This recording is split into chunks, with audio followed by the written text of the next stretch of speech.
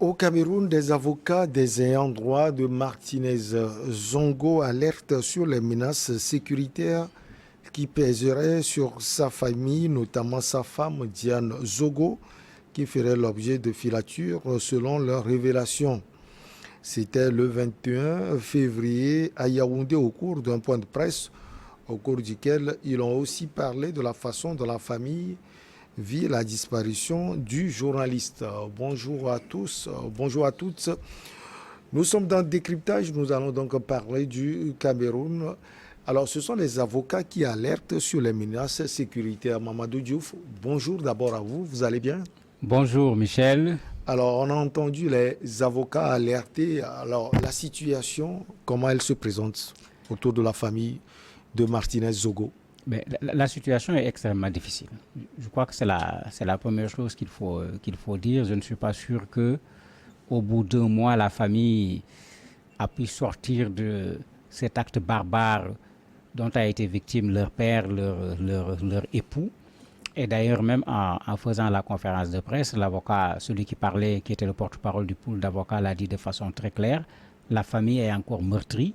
Les enfants ne sont pas retournés à l'école puisque jusqu'à présent, il y a ce problème qui est là d'un parent qui a disparu dans des conditions extrêmement difficiles. Mais il y a cette question sécuritaire également qui est là. D'ailleurs, même le porte-parole des avocats disait clairement que l'objet du point de presse, ce n'est pas de traiter du dossier puisque le dossier est en instruction, mais plutôt de cette question qui est quand même inimaginable. La dame est en situation d'insécurité. Elle a senti qu'elle était suivie par 2 véhicules à plusieurs reprises quand elle allait particulièrement chez son médecin. On est venu même à la maison casser la voiture pendant la nuit. Et pour comprendre ce qui se passe, parce qu'un journaliste, pendant la conférence de presse, a posé la question à l'avocat. L'avocat n'a pas répondu. Mais dans la presse camerounaise, depuis un certain temps, les gens disent qu'en fait, dans l'assassinat de notre confrère Martinez, il y a certes tous ces dossiers dont il a parlé, mais les journalistes camerounais disent qu'il détenait des documents explosifs. Et c'est ces documents-là que les gens voulaient l'empêcher d'exploiter et de publier. Et que d'ailleurs, les menaces et les intimidations envers son épouse, c'est un peu pour pouvoir récupérer ces documents-là. Mais l'avocat était extrêmement clair. Martinez était très professionnel. Il ne parlait pas de son métier. Il ne venait pas chez lui pour continuer le travail qu'il faisait. Chez lui, c'était le père de famille. Ce n'était pas le journaliste d'investigation. Il a été très clair. Eux, en tant qu'avocats, si ces documents existaient, ça allait les intéresser. Ils allaient demander à la femme de leur verser ces documents. Mais il dit qu'eux-mêmes, ils n'ont connaissance d'aucun de ces documents, sauf ce qui est en train d'être dit au niveau de la presse. Personne dans la famille, personne dans l'entourage de Martinez ne leur a remis ces documents dont on parle. Donc vous voyez qu'on a éliminé un homme de la façon la plus injuste possible. On a encore peur de cet homme qui n'est plus de ce monde, parce qu'effectivement, tout le monde le sait, un bon journaliste d'investigation, il a toute une malle d'informations. Ce qu'il donne, c'est peut-être 25% d'informations par rapport à ce qu'il connaît. Alors, ça veut dire que Martinez, il fait peur, même s'il n'est plus de ce monde. Alors, les avocats voulaient parler du porte-parole, Calvin Job. Est-ce que l'objectif de cette conférence de presse, Mamadou, c'est de pouvoir appeler le pouvoir à protéger la famille de Martinez Zogo? Mais les avocats ont dit plus que ça. Puisque quand la dame a senti qu'elle était suivie, quand la dame a senti que les gens s'intéressaient, les gens rôdaient autour de la maison, la dame a saisi les avocats pour leur dire, attendez, nous, on ne se sent pas en sécurité. Les avocats ont fait leur travail en saisissant l'autorité qu'il faut pour lui dire, mais la dame-là a besoin d'une protection puisque on a déjà assassiné son mari. Il ne faudrait pas qu'on regarde pour qu'il y ait encore un autre drame pour que les gens se mettent à parler. Mais le porte-parole des avocats a été extrêmement clair. L'État camerounais a été saisi de façon officielle. Jusqu'au moment où la conférence de presse se faisait, aucune action n'a été faite et l'État n'a pas répondu à cette saisine des avocats par rapport à la protection de la veuve de Martinez. Et d'ailleurs, même c'était l'objet principal de cette conférence de presse pour que tout le monde sache que voilà ce qui se passe. Il y a un problème. Nous avons fait les démarches qu'il faut. Nous l'avons fait comme il le faut. Mais ceux qui doivent répondre n'ont apporté aucune réponse.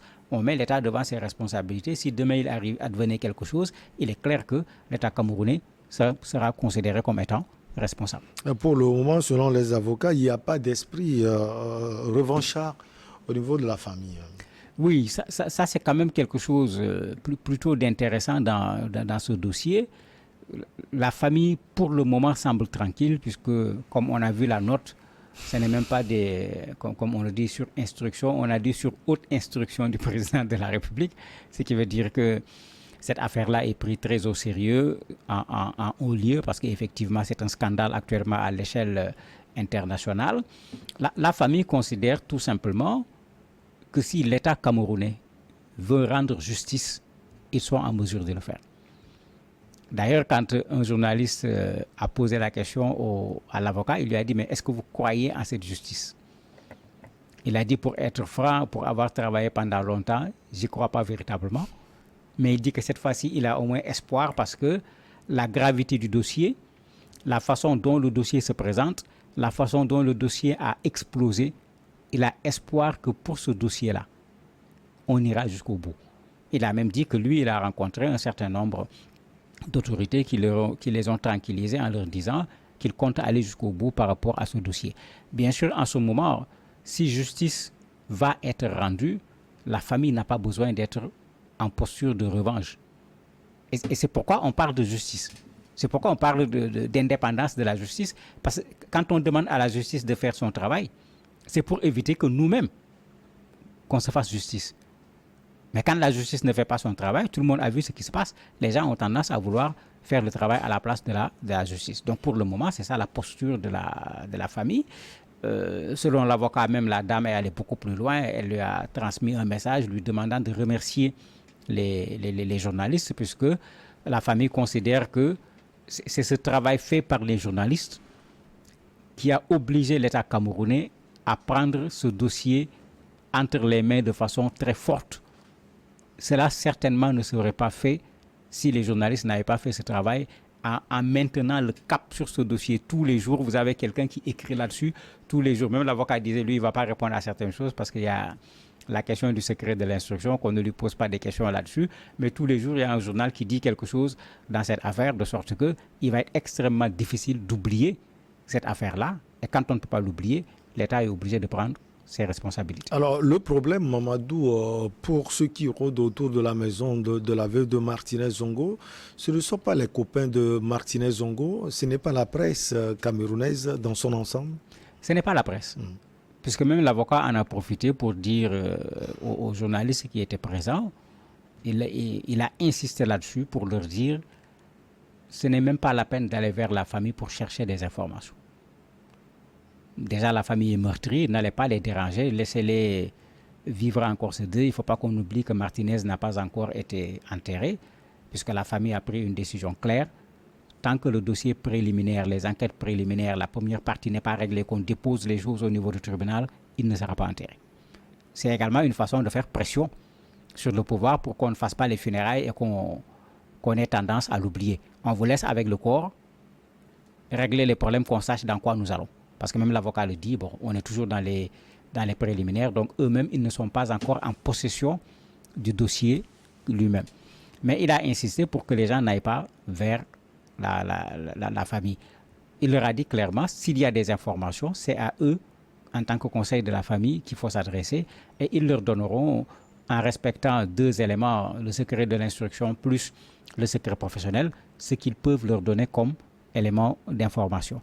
Bon, il en a profité également pour dénoncer, parce que de l'autre côté également, on fait des conférences de presse pour, à la limite, mettre du sable sur la procédure, montrer comme si les choses ne se font pas normalement. Quand il a été interpellé, il a dit que lui, il ne répond pas sur ça, parce qu'il y a des choses, c'est au tribunal qu'on va le régler. Lui, voilà ce qu'il a amené et qu'il a tenu à dire aux gens. Donc, est-ce que c'est des amis qui rôdent? Je ne le crois pas. Est-ce que c'est des journalistes? Je ne le crois pas, puisque on parle plutôt de questions de sécurité, de danger. C'est des gens qui viennent, comme il l'a dit, ceux qui sont venus casser la voiture, ils sont venus après 2 heures du matin. Je ne vois pas un journaliste aller chez la veuve de Martinez à 2 heures du matin. Qu'est-ce qu'il va chercher là-bas? Il y a quelle information là-bas à 2 heures du matin? Donc, je ne crois pas du tout que ce soit des amis ou bien des journalistes. Eux, ils viendront et ils le feront certainement dans la journée, ils prendront le temps de prendre rendez-vous pour venir montrer leur solidarité par rapport à la dame, mais pas pour venir encore rôder autour de la maison et inquiéter davantage la famille. Alors, je repose la question.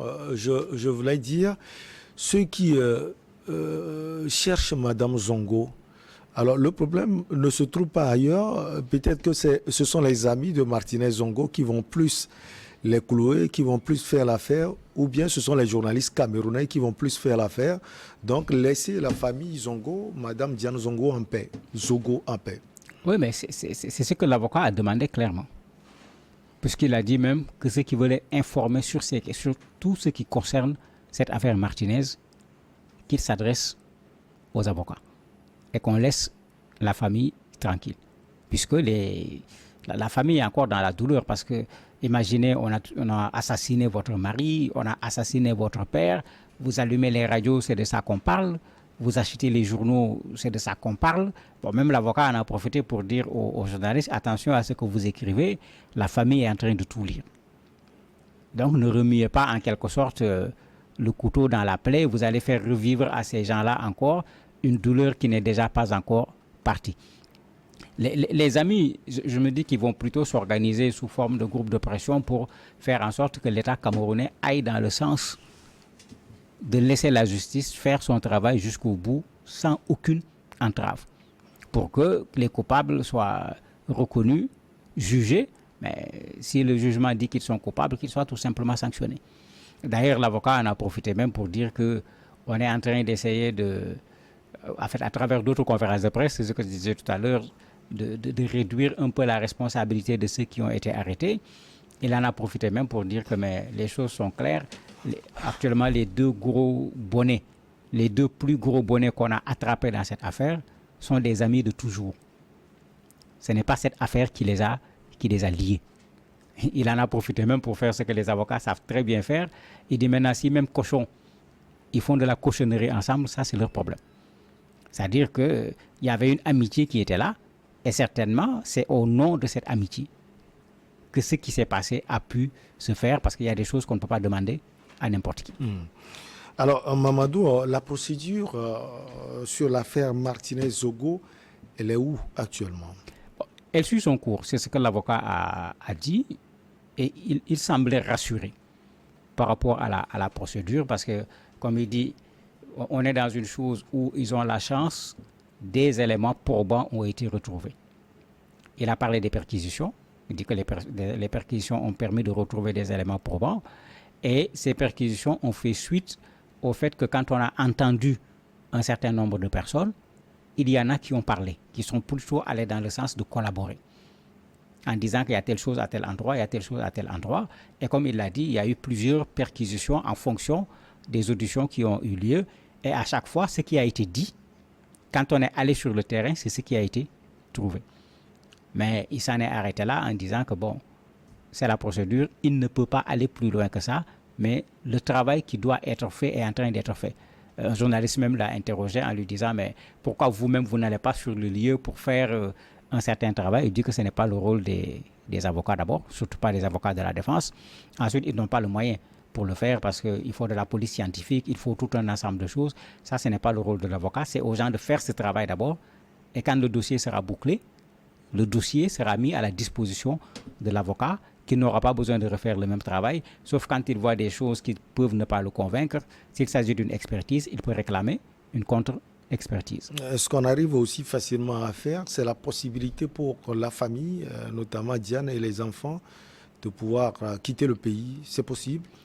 Ce serait vraiment ce qu'il y a de plus mauvais. Parce que c'est les assassiner une deuxième fois. C'est des Camerounais.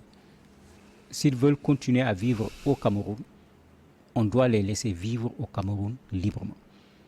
Non seulement librement, mais on ne peut pas célébrer Martinez aujourd'hui, parce qu'il n'est pas là.